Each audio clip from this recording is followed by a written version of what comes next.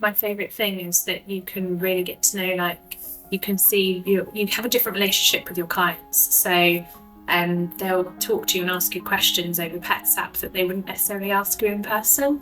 And it helps you actually to build a bond that makes you feel a lot closer to them than you otherwise would be. People are quite jokey on PetsApp. They'll send like funny little phrases or tell you little stories about their pets, and you can use emojis and kind of makes it light-hearted, and you can just have like a real friendly bond with your client. And I think that makes a bond that is a lot stronger than it's possible to make in kind of 10-minute consult. I don't know if it goes No, absolutely. Yeah, I think the relationship building is brilliant for that.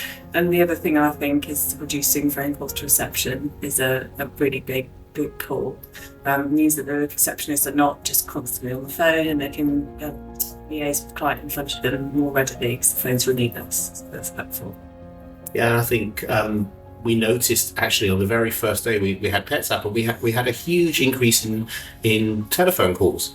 And the reason we had a huge increase in telephone calls, which is the exact opposite of what we were expecting, was because people wanted to phone up to tell us how incredibly pleased they were that we had the app.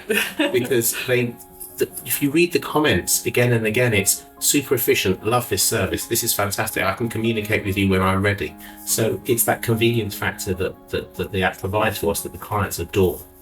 That's not my favourite thing. My favourite thing is the automation. I like anything which is client targeted and doesn't require vet or team input. So anything where we can support the work of the vets and the veterinary nurses and the receptionists without them having to spend time and energy doing it, something that supports our business. And I think that's something that I've not seen in any other product.